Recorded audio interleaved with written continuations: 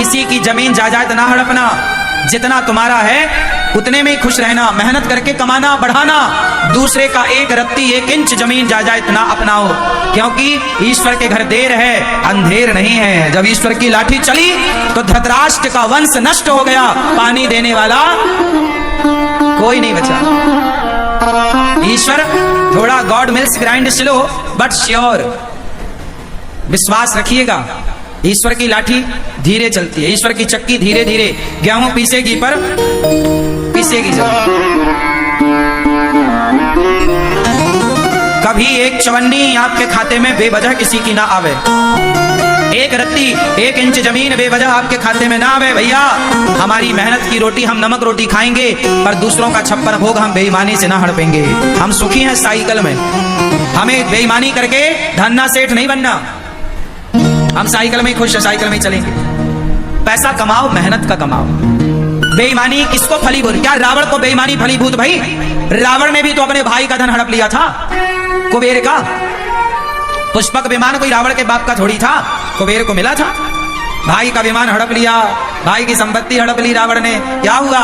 सर्वनाश हुआ। रहा न गोकुल रोब निहारा, 1 लख पूत 1.25 लाख नाती, जिसके घर पर दिया ना बाती। कोई दीपक जलाने वाला अति कभी ना करना बंदे, इति तेरी हो जाएगी, बिन पंखों के पक्षी जैसी गति तेरी हो जाएगी। भैया मेहनत करो रे बाबा, अपनी मेहनत पे भरोसा रखो। जो बनाओ जो कमाओ बलबूते बनाओ। भाई की संपत्ति क्यों हड़पना, पड़ोसियों की संपत्ति बेईमानी से क्यों हड़पना? जो अपना है वो। अच्छा सुनो, किसी की आप लो मत और अपनी एक रत्ती छोड़ो मत। जो आपका है उसे छोड़ना भी नहीं है। ऐसा नहीं कि तुम्हारे घर में कोई कब्जा कर लेगा भैया, कब्जा मारो केस करो। दुर्योधन ने कब्जा कर लिया पांडवों के घर में, तो बाद में महाभारत हुआ। फिर काहे कब्जा करेगा भैया, तेरे बाप का है। अपना किसी का देखो, किसी का लो मत, किसी का 1 रुपए मत लो और अपना 1 रुपए मत छोड़ो। बात समझ में आई? रिश्ता भाई भाई का और हिसाब पाई पाई का। रिश्ता भाई भाई का और हिसाब पाई पाई का। रिश्ते की जगह रिश्ते को रखो और हिसाब की जगह हिसाब में रिश्ता ना आवे और रिश्ते में हिसाब ना आवे। ये महाभारत की कथा तुम्हारे लिए सिखा रही है, लेकिन तुम तो बस द्रौपदी को लिए बैठे हो, उसकी गलती है उसकी गलती है। मिलेगी द्रौपदी ना, बात करेंगे ठिकाने से।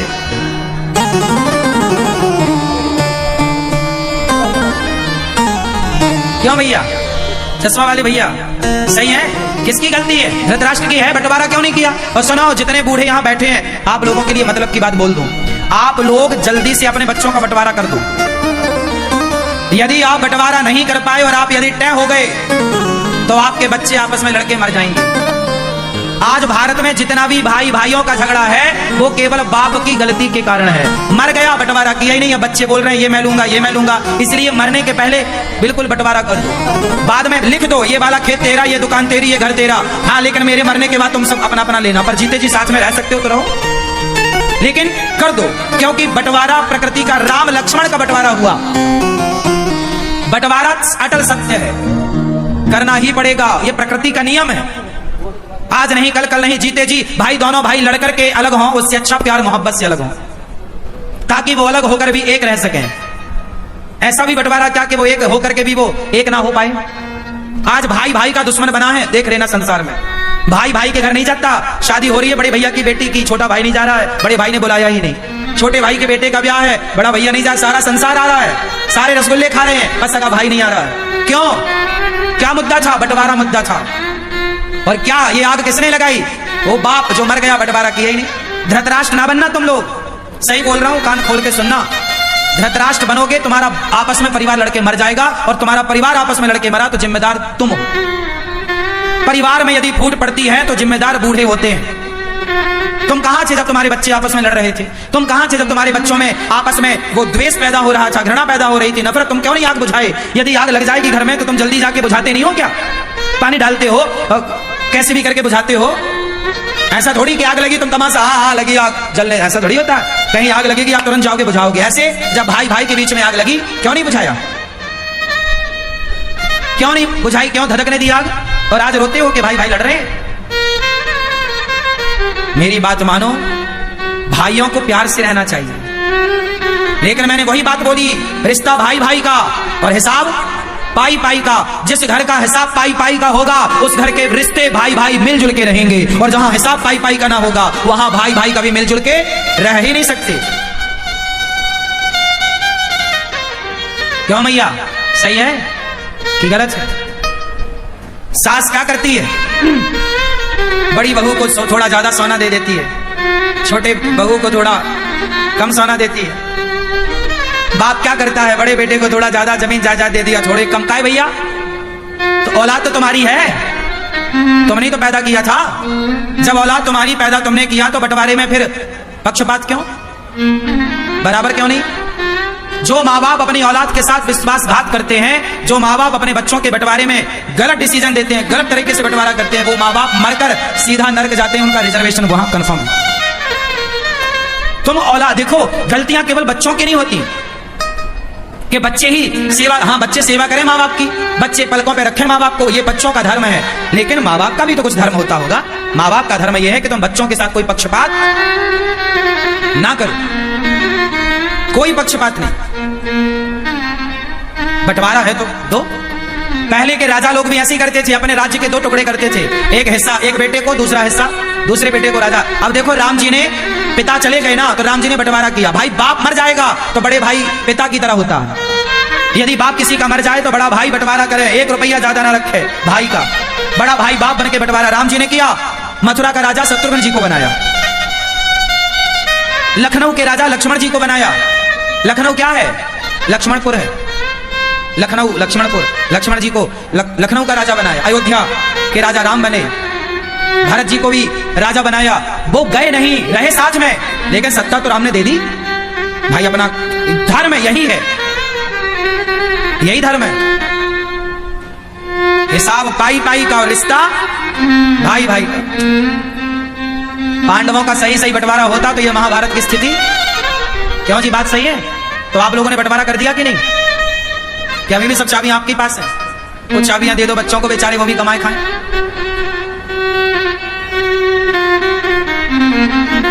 बच्चे कैसे हों? माँ बाप तो ऐसे हों कि परफेक्ट बंटवारा करें, पर बच्चे ऐसे हों कि बच्चे इतना सेल्फ डिपेंड बन जाए, इतनी मेहनत करने वाले हों, इतने अच्छे हों कि उन्हें बाप की संपत्ति लेने की जरूरत ही ना पड़े, वो बाप से ज्यादा कमा करके दिखाएं, लड़ने की जरूरत ना पड़े। ऐसा बेटा हो। आपको बाप के टुकड़ों पे क्यों पलना है? आप मेहनत करके कमाओ, आप अपने बाप से भी ज्यादा कमा सकते हैं, आप में काबिलियत है तो, और नहीं है तो बाप जितना देगा वो भी तुम बेच के नाश कर दोगे। तो महाभारत का मूल कारण क्या है? बंटवारा ना होना। दूसरा कारण, महाभारत क्यों हुआ? भीष्म पितामह सबसे बलवान थे। जब द्रौपदी की साड़ी खिंच रही थी, जब पांडवों के साथ अधर्म हो रहा था, द्रौपदी के साथ अधर्म हो रहा था, जुआ में छल हो रहा था, तब पितामह भीष्म चुप क्यों थे? बच्चे गलत कर रहे हैं और घर का बूढ़ा चुपचाप तमाशा देख रहा है, तो महाभारत जरूर होगा। इसलिए बूढ़ों को धर्म के साथ खड़ा होना चाहिए। पितामह चुप क्यों थे? ये सवाल आज भी पितामह से पूछा जाता है। पितामह, जब द्रौपदी की साड़ी खिंच रही थी आप चुप क्यों थे? क्यों नहीं 2 थप्पड़ जमाया, तलवार निकाल के काट देते? एक दुशासन को काट देते तो 99 कटने से बच जाते, एक को काट देते तो 99 बच जाते, एक को नहीं काटा 99 और कट गए। इसलिए क्या पितामह का धर्म नहीं था कि दुशासन का हाथ पकड़ के 4 थप्पड़ जमाते गाल में? क्यों रे मूर्ख, भाभी के कपड़े उतारेगा? बोलो, क्या पितामह बलवान नहीं थे? अरे पितामह को इच्छा मृत्यु का वरदान था, पितामह सबसे दिग्गज बलवान थे। अपने गुरु परशुराम जी को युद्ध में संतुष्ट किया। क्या लगता, चुड़ फूक मारते ना दुशासन उड़ जाता? पितामह के सामने क्या बल था दुशासन का? बोला नहीं पितामह ने। महाभारत हुआ, जहां बोलने की जरूरत है ना बोला करो, और जहां चुप रहने की जरूरत है वहां चुप रहा करो। गलती करी तो बाणों की सैया मिल गई। हाँ, तुम भले पितामह हो पर कर्म दंड भोगना पड़ेगा। चलो बाणों की सैया लो, ये दंड था, चुप रहने का तमाशा है, और चुप रह लो। इसलिए चुप रहने की जरूरत नहीं है, बोलने की जरूरत है। कब तक चुप रहोगे? भारत का हिंदू चुपचाप बैठा है, इसलिए भारत के गांव के गांव आज हिंदुओं के कन्वर्ट हो गए, और कोई मुस्लिम धर्म अपना रहा है, कोई क्रिश्चियन बनता जा रहा है। पूरा भारत धर्म परिवर्तन की आग में झुलस रहा है, और सारा हिंदू समाज चुपचाप भीष्म पितामह की तरह तमाशा देखने बैठा है। क्या आज भारत में धर्म परिवर्तन नहीं हो रहा है? बोलो जोर से। हो रहा है, पर तुम बैठे तो हो पितामह की तरह। कौन बोल रहा है? तुम्हारे बगल का भाई जो हिंदू था, रामलाल था, अब वो क्रिश्चियन हो गया है। क्या कर रहे थे आप? तब भी द्रौपदी की साड़ी उतर रही थी और आज भी सनातन की साड़ी उतर रही है। तब भी पितामह चुप थे, आज भी सनातनी चुप है। कब बोलेगा भाई? कब बोलेगा? कहां बोलेगा? क्यों नहीं बोलेगा? आज भारत में करोड़ों, 1 लाख 2 लाख नहीं बोल रहा मैं, करोड़ों हिंदू क्रिश्चियन बन गए। ये बात सही है कि गलत है? गांव की गांव धर्म परिवर्तन हो गए। क्रिश्चियन जहां मंदिर थे वहां पर चर्च बन गई। गांवों में चर्च, हिंदुओं के गांव में चर्च बन गई। कहां थे आप पितामह बन के बैठ? क्यों नहीं रोका? क्यों नहीं सरकारें बात करती इस बात पर? क्यों नहीं सरकारें एक्शन लेती? क्यों सरकार भी पितामह बन के बैठी है? चुपचाप बैठोगे, महाभारत होगा। इसलिए पाप करना तो पाप है, पर पाप को देखना भी सबसे बड़ा पाप है। पितामह ने द्रौपदी की साड़ी उतरते देखा, यह पाप था। तुम्हारे सामने कोई लड़की के कपड़े उतारे जा रहे हो, उसका अपमान किया जा रहा हो, या तो तुम उसकी रक्षा करो या देखो मत। तुम देख रहे हो मतलब पाप कर रहे हो। पितामह की तरह आज समाज है। तब भी पितामह चुप थे, आज का भी पितामह चुप है। महाभारत क्यों हुआ? पितामह की चुप्पी के कारण। महाभारत क्यों हुआ? तीसरा कारण जानो। महाभारत होने की तीसरी वजह है गांधारी। कौन? जोर से और जोर से। द्रौपदी तो याद है, गांधारी भूल गई? अभी याद दिलाता हूं। गांधारी का किरदार क्या है सुनना। गांधारी ये कौरवों की माता है, धृतराष्ट्र की धर्म पत्नी है। गांधारी का योगदान क्या सुनो।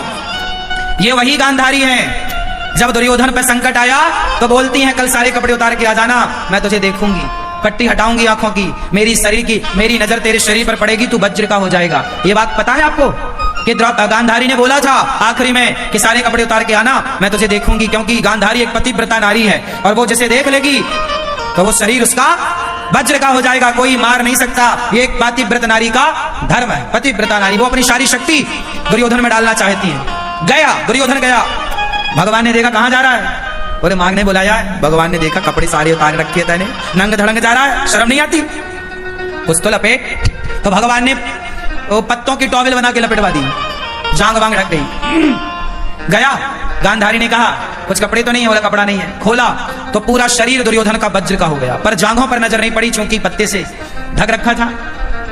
तो गांधारी ने कहा कि ये तूने, मैंने बोला था ना तू सारे कपड़े उतार के आना, ये टॉवेल क्यों लपेट रखा था? अरे बोले कन्हैया, बोले गांधारी बोले कन्हैया नहीं चाहता।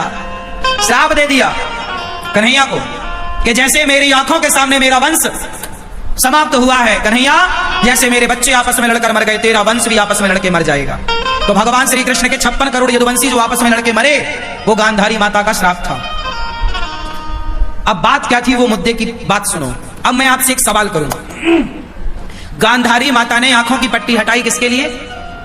बोलो, दुर्योधन के लिए। अच्छा, अब गांधारी माता कहीं मिले तो सवाल करना। माता गांधारी सुनो, सवाल आपसे है कि जब आपने दुर्योधन पर संकट आया तो आंखों की पट्टी उतारी, जब द्रौपदी पर संकट आया था तब आपने आंखों की पट्टी क्यों नहीं उतारी थी? तब आंखों की पट्टी उतार कर दौड़ करके तुमने द्रौपदी की लाज बचाई होती, एक नारी होकर नारी की आबरू बचाई होती, तो आज तुम्हारे आंखों के सामने तुम्हारा वंश का नाश ना होता। कहां थी गांधारी जब द्रौपदी की लाज लुट रही थी? क्यों नहीं डांटा? और क्या गांधारी को पता नहीं था कि दुर्योधन ने द्रौपदी के कपड़े उतरवाए? उस नालायक को ये अमर बनाना चाहते हैं अपने तपोबल से। उस नालायक को उसने आज एक द्रौपदी की साड़ी उतरवाई है। यदि ये नालायक अमर हो गया दुर्योधन, तो ना जाने कितनों की साड़ियां उतरवाएगा। जब ये सगी भाभी को नहीं छोड़ रहा है तो समाज में किस बहन बेटी को छोड़ता है? ऐसों के लिए तुम पट्टी हटा रही हो, ऐसों के लिए तुम भगवान कृष्ण को श्राप दे रही हो। वाह गांधारी माता, अच्छा न्याय कर लेती हो, जैसा तुम्हारा पति न्याय करता है, जैसा तुम्हारा बेटा न्याय करता। ये माँ बेटे कोई बहुत अंतर नहीं है ना, में ये बहुत अच्छा न्याय कर रही है। देखो बचा कैसे रही है गलत को। क्या द्रौपदी को नहीं बचाना चाहिए था? बोलो मेरी माँ, बोलो।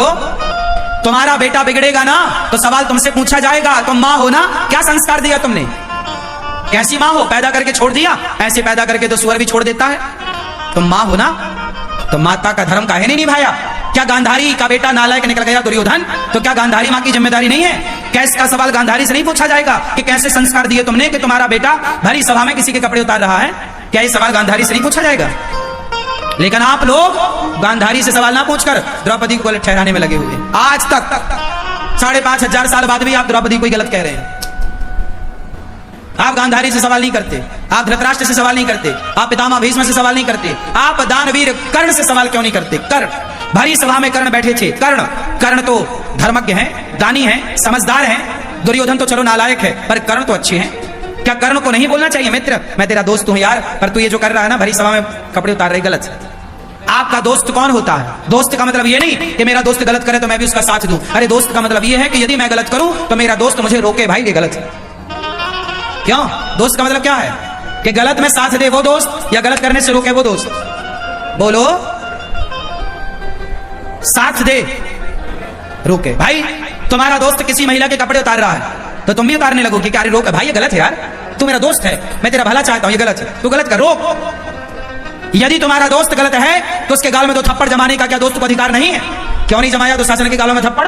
दानवीर कर्ण तो बड़े थे ना, पांडवों से भी बड़े थे ना उम्र में, समझदार भी थे, योग्य भी थे, क्यों नहीं रोका?